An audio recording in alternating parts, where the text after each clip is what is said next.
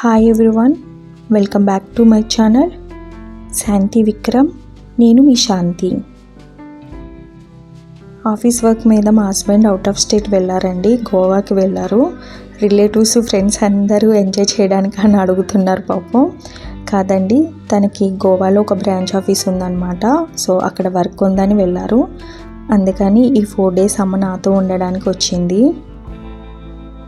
పాపతో నేను ఒక్కదాన్నే మేనేజ్ చేసుకోవడం చాలా కష్టం. అందుకే ఎప్పుడు విక్రమ్ గారు అవుట్ ఆఫ్ స్టేట్ వెళ్ళినా సరే అమ్మ వస్తుందన్నమాట. సో ఈసారి అయితే అమ్మకి అస్సలే రావడం ఇష్టం లేదు. బికాజ్ అమ్మకు కొంచెం స్కిన్ ఎలర్జీ వచ్చిందండి. అందుకు ట్రావెలింగ్ కొంచెం కష్టమే అనిపించింది. నేనేమనుకున్నానంటే అక్కడ ఎండలతో పోల్చుకుంటే ఇక్కడ ఎండలు పర్వాలేదు కదా అని రమ్మన్నాను. బట్ 1 week నుంచి అమ్మ వచ్చిన కాడి నుంచి విపరీతమైన ఎండలు. సో బయటకు అస్సలే వెళ్ళలేకపోతున్నాము. ఈరోజే కొంచెం బాగుందండి. సో క్లైమేట్ చూసి షాపింగ్ వెళ్దామని ప్లాన్ చేసుకున్నాం. అమ్మకి ఆంధ్రాలో శారీస్ కన్నా హైదరాబాద్లో శారీస్ అంటే చాలా ఇష్టం. తను వచ్చినప్పుడల్లా ఏదోటి కొనుక్కునే వెళ్తుంది. ఈవినింగ్ స్టార్ట్ అయ్యామన్నమాట. ఇయర్ రింగ్స్ వచ్చి నేను ఒక ఇన్స్టాగ్రామ్ పేజ్లో తీసుకున్నానండి. రియల్లీ గోల్డ్ కలర్ బుట్టలాగా ఉంటాయి. నాకు white colour stones ear rings అన్నా ఆర్నమెంట్స్ అన్నా చాలా ఇష్టం. నేను light colour dresses, light colour ornaments, so white stones వచ్చేవి అలాంటివి నేను ఈవినింగ్ మోడల్ వేసుకోవడానికి చాలా ఇష్టపడతాను అనమాట. సో ఇవి ఎప్పుడైతే ఆర్డర్ పెట్టుకుని ఇంటికి వచ్చిన తర్వాత వీటిని చూసిన తర్వాత ఇంతలా వస్తాయని నేను అనుకోలేదు. బికాజ్ ఎందుకంటే ఇవి రియల్ గోల్డ్ బుట్టలాగా ఉన్నాయన్నమాట. సో దీని కాస్ట్ అయితే గుర్తులేదండి. నాకు 450 500 పడింది. 500 450 పడింది. ఇప్పుడైతే మాత్రం కుకట్పల్లి సౌత్ ఇండియాకి వెళ్తున్నాను. నేను ఎప్పుడు సౌత్ ఇండియాకే వెళ్తానండి. హైదరాబాద్ వచ్చిన కాడి నుంచి నాకు ఆ సౌత్ ఇండియానే బాగా అలవాటైపోయింది. ఆన్లైన్ షాపింగ్, ఆఫ్లైన్ అయితే మాత్రం ఈ సౌత్ ఇండియా. సో ఆంధ్రాలో అయితే మాత్రం నాకు కొట్టిన పిండి కాబట్టి ఆంధ్రాలో ఎక్కడికైనా తిరిగేస్తానమాట. బట్ ఈ హైదరాబాద్లో ప్రస్తుతానికైతే నాకు సౌత్ ఇండియానే అలవాటైంది. అందుకే అక్కడికి వెళ్ళాం. కానీ చాలామంది జనాలు ఉన్నారండి. అమ్మ అయితే మాత్రం ఈ సారీ సెలెక్ట్ చేసుకుంది. మంచి డార్క్ పింక్ కలర్ అండి చీర. సో డబల్ కలర్ కింద కనిపిస్తుంది. బార్డర్ వచ్చి బేబీ పింక్ వచ్చిందనమాట. ఒక చిన్న బార్డర్ వచ్చింది, కింద కూడా అంతే బార్డర్ వచ్చిందండి. కొంచెం గ్యాప్ బార్డర్ కింద వచ్చింది. ఈ చీర చూస్ చేసుకోవడానికి కారణం ఏంటనంటే మంచి పార్టీ వేర్ సారీలా ఉందండి. సో అమ్మకైతే బాగా నచ్చింది. ఆ నెక్స్ట్ డే అక్షయ తృతీయ అనమాట. సో రోజు ఎలాగో నిత్య పూజ చేసుకుంటాను కదా, అక్షయ తృతీయ రోజున లక్ష్మీదేవి పూజ చేసుకుంటానండి. సో అందుకే ఇక్కడ నేను కొనుక్కున్నాను కదా చిన్న లక్ష్మీదేవి ఐడల్ గోల్డ్. ఇది 500 mg పడింది కదా. ఇప్పటి వరకు అయితే పూజలో పెట్టుకోలేదండి. అందుకని ఈరోజు పూజ చేసుకుంటున్నాను. నేను చాలా వరకు గోల్డ్ వీడియోస్ పెడతాను కదా, మీళ్ళల్లో ఎవరికో ఒకరికైనా డౌట్ వచ్చి ఉంటుంది అక్షయ తృతీయ రోజున మీరు ఏం గోల్డ్ కొనుక్కోలేదా అని. నేను అక్షయ తృతీయ రోజున గోల్డ్ కొనుక్కోవాలని నాకేమీ లేదండి. సో బికాజ్ నాకు మా ఇంట్లో వాళ్ళకి ఎవరికి అలవాట్లేదు. ఏమైనా కొనుక్కుంటాము అని అంటే మాత్రం ఈరోజు మేము ఉప్పు మాత్రమే కొనుక్కుంటాము. గత 7-8 years నుంచి కూడా మేము ఉప్పే కొనుక్కుంటామండి. నేను ఉప్పే కొనుక్కుంటాను తప్ప గోల్డ్ కొనుక్కోను. ఒకవేళ నా దగ్గర ఏమైనా మనీ ఉంటే సో అక్షయ తృతీయ అని కొనుక్కోనండి, ముందు వెనకాల లేదా ఆ రోజు మామూలుగా మనీ ఉంటే కొనుక్కుంటాను తప్ప పూజ మాత్రం చేసుకుంటానండి. రీసెంట్గా మనోకి ఇయర్ రింగ్స్ తీసుకున్నాను కదా, అవి కూడా దేవుడి దగ్గర పెట్టాను ఈరోజు పూజ చేసుకుని. ఇంకా నార్మల్గా లక్ష్మీదేవి పూజ చేసుకుని అష్టోత్తర శతనామావళి చదువుకున్నాను అంతే. నా దగ్గర ఒక కొత్త సారీ ఉంటే అది కట్టుకున్నాను. ఒక 1 week నుంచి ఎండలు అన్నాను కదండి. అక్షయ తృతీయ రోజున ఈవినింగ్ అయితే చాలా అంటే చాలా గాలి వేసింది. పెద్ద వర్షం కూడా కురిసింది. గాలి అయితే మాత్రం అండి కంటిన్యూగా ఒక 15-20 minutes వరకు ఉందన్నమాట. వడగండ్ల వాన కూడా కురిసింది. చూడండి ఎంత పెద్ద గాలి వేస్తుందో. కృష్ణయ్య కూడా కదిలిపోతున్నారు. అస్సలే నేను ఈ గాలి చూసి ఆ గాలి వచ్చిన కానించి వర్షం వచ్చి వెళ్ళే అంతవరకు నేను ఇక్కడి నుంచి కదలలేదన్నమాట. యాక్చువల్లీ ఆంధ్రా నుంచి అత్తయ్య గారు ఇలా పప్పులు గట్ట పంపించారండి. ప్రతిసారి నాకు ఆంధ్రా నుంచి అన్నీ వస్తాయి, పాలు, పప్పులు, కూరగాయలు ఇవన్నీ అనమాట. పప్పులు అత్తయ్య గారు వాళ్ళు బల్క్లాగా తీసుకుని ఎండలో పెట్టి నాకు పంపిస్తారనమాట. ఎప్పుడు సంవత్సరానికి ఒక 3-4 సార్లు పంపిస్తూ ఉంటారు. ఈసారి మాత్రం ఎక్కువ పంపించేస్తారు ఒకేసారి. ఇవి ఆర్గనైజ్ చేసేసుకుందాము అని అనుకున్నాను. ఎక్కువ బల్క్‌లా ఉన్నాయి కదా, పురుగు పట్టేస్తుంది, అసలు ఆర్గనైజ్ చేసుకోకూడదని చాలా రోజులు ఉంచేసాను అనమాట.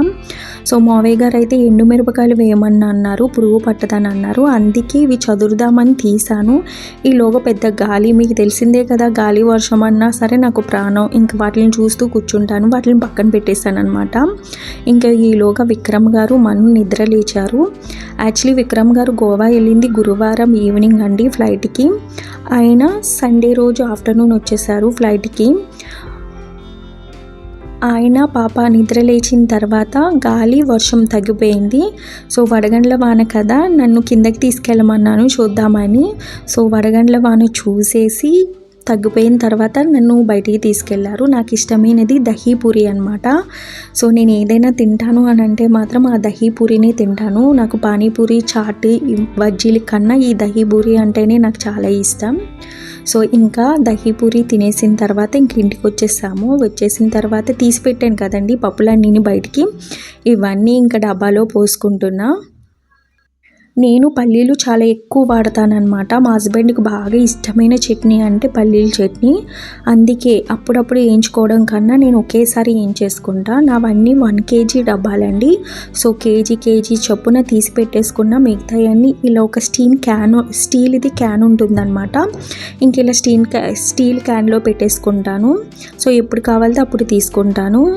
మావయ్య గారు చెప్పారు కదండి ఎండుమిరపకాయలు వేస్తే పురుగు పట్టదని. ఏమోనండి, నాకు డౌటే.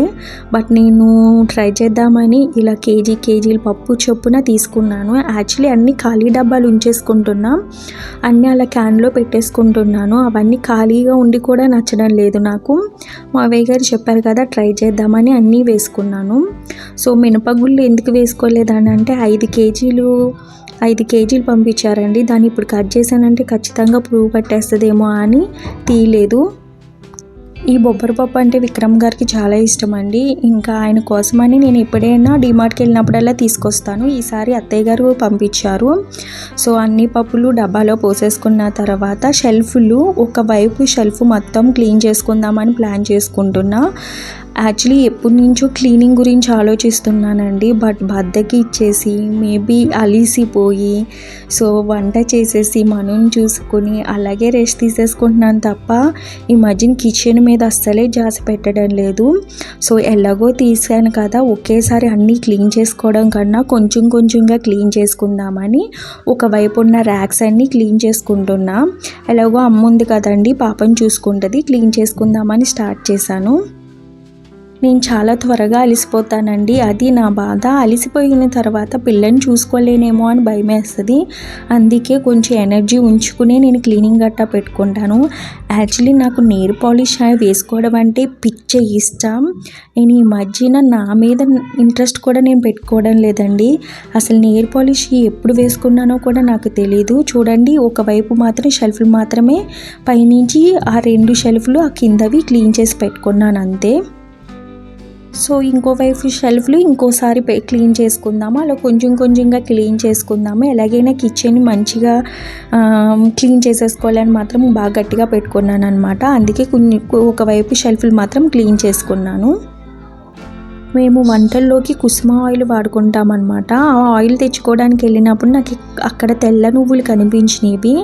ఇక్కడ హైదరాబాదులో తెల్ల నువ్వులు నాకు కనిపించలేదండి. తెల్ల నువ్వులే కానీ కొంచెం ఫ్రై చేసిన నువ్వులు, అవి నాకు కొంచెం చేదుగా అనిపిస్తాయి. సో తెల్ల నువ్వులు కనిపించగానే తీసేసుకున్నాను. సో తీసుకున్నాను కదా అని ఆంధ్ర నుంచి అమ్మను బెల్లం తీసుకురమ్మన్నాను.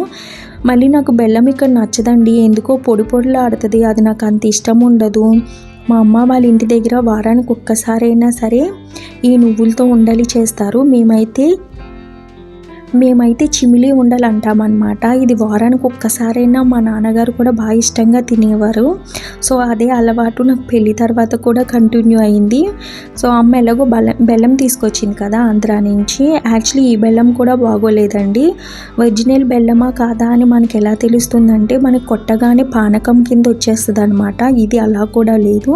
చూసారు కదా, హైదరాబాద్లో నాకు ఈ నువ్వులే కనిపించినాయి ఎప్పుడు. నేను ఇవి కుకింగ్ కోసం వాడతానండి. అలా కొన్ని పక్కన పెట్టుకుంటాను కర్రీస్లో వేసుకోవడానికి. సో మిగతాయన్నీ మాత్రం ఇక్కడ చిమిలి ఉండలు చేసేద్దామని స్టార్ట్ చేశాను. నువ్వులు ఏమీ వేయించలేదండి, ఉత్తి చిమిలి ఉండలు అనమాట. ఫస్ట్ అయితే మాత్రం నువ్వుల్ని బాగా గ్రైండ్ చేసుకుంటున్నాను. బెల్లం కూడా బాగా దంచేసుకోవాలండి, లేకపోతే మిక్సీ పాడైపోద్ది. అలా మా అమ్మ వాళ్ళవి 2 మిక్సీలు పాడైపోయినాయి అనమాట. చూసారు కదా, బాగా దంచుకున్న బెల్లము. సో నువ్వుల్ని పొడి చేసేసిన తర్వాత బెల్లం వేసుకుంటున్నాను. ఇది మొత్తం కలిసేంత వరకు రుబ్బుకున్నాను. ఇంత వచ్చిందండి. నేను ఒక 1/2 kg మాత్రమే నువ్వులు తీసుకొచ్చాను. యాక్చువల్లీ అమ్మ స్కిన్ ఎలర్జీ కోసమని ఏమీ తినడం లేదు. అమ్మ ఇంగ్లీష్ మందులే వాడుతుంది. బట్ అయినా సరే ఎవరో చెప్పారంట పచ్చిం చేయమని, ఉత్తి పెరుగన్నం ఉప్పు లేకుండా తింటుందండి. ఆమె ఏమీ తినడం లేదు. సో ఇక్కడికి వచ్చిన తర్వాత కాస్త జాగ్రత్తగా చూసుకుందాం అనుకున్నాను, కానీ అమ్మ అసలు ఏమీ తినడం లేదు. ఈ నువ్వులుండ కూడా తిననని అన్నారు. ఇంకా నేను నా కోసమని చేసుకుంటున్నా. మనుకి రోజు ఒక్కోటి ఇవ్వచ్చు అని చేస్తున్నాను. మా అమ్మమ్మ గారు చెప్పారండి, నువ్వులు ఉండలు ఎందుకో రౌండ్గా చుట్టకూడదు, ఇలాగే చుట్టాలని. ఎందుకు అని అడిగాను. ఏమో మా అమ్మ నాకు అలాగే చెప్పారు, అందుకే నీకు చెప్తున్నానని చెప్పారు. ఎందుకనేది కారణం నాకు ఇప్పటికీ తెలీదు. మీలో ఎవరికైనా తెలిస్తే చెప్పండి. మేము చిమిలి ఉండల్ని ఇలాగే చుట్టుకుంటాము, రౌండ్గా చుట్టుకోము. రోజుకు ఒకటి తినాలి అని అంటుంది అమ్మమ్మ. నేను రోజుకు ఒకటి తిందామనే పెట్టుకుంటాను. తర్వాత తెలియకుండానే ఒక 2-3 రోజుల్లో వీటిని మొత్తం అవగొట్టేస్తాను. నాకు అంత ఇష్టం అన్నమాట. సో ఎలాగో మిక్సీ పెట్టాను కదా, ఇప్పుడు మీగడ చాలా అయిపోయిందండి. అందుకే ఇక్కడ నెయ్యి తీసేద్దామని సో ఇది కూడా స్టార్ట్ చేసుకున్నా. మేగడ వచ్చేసి 1 వీక్ కలెక్ట్ చేసిన మేగడండి. యాక్చువల్లీ నేను ఒకసారి పెరుగు తోడు పెడితే నేను ఒక 3 డేస్కి వచ్చేటట్టే తోడు పెట్టుకుంటాను. నేను విక్రమ్ గారే కదా, కొంచెం కొంచెం కన్నా ఇలా తోడు పెట్టుకుంటాను. అలాగా 3 డేస్కి ఒకసారి చెప్పిన తీసిన మేగడ అనమాట. ఇది చాలా ఎక్కువ మేగడ వస్తుందండి. నాకు పాలు ఆంధ్ర నుంచి వస్తాయని అన్నాను కదా, నేను మిక్సీలోనే మేగడ తీస్తానండి. నాకు చలకడం గట్ట అంత రాదు, నాకు అంత ఓపిక కూడా ఉండదు. నా పనులన్నీ త్వరగా అయిపోవాలి. సో మిక్సీ కొట్టేసి మేగడ తీసుకుంటాను. నా మేగడ అయితే ఇంత వచ్చిందండి. ఒక 100 గ్రాముల నెయ్యి వరకు వస్తుంది. ఆ నెయ్యి అని అంటే మా హస్బెండే బాగా వేసుకుంటారండి. నేను ఇలా నెయ్యి అంతా కలెక్ట్ చేస్తాను. వెంటనే నెయ్యి అయిపోతుందండి. ఈలోగా పప్పు చేస్తాను, ఆయన బాగా అందుట్లో వేసేసుకుంటారు. నా వీడియోస్ కనుక మీకు నచ్చితే సబ్స్క్రైబ్ చేయడం మర్చిపోవద్దు. ఫేస్ చూపించండి, ఎక్కువ వ్యూస్ వస్తున్నాయి అని అన్నారు. దానికి ఒక కారణమే ఉందండి, అది నేను నెక్స్ట్ వీడియోలో చెప్తాను. ఫేస్ అయితే నేను చూపించలేను, బట్ వీడియోస్ని లైక్ చేయడం మర్చిపోద్దు. Thank you for watching.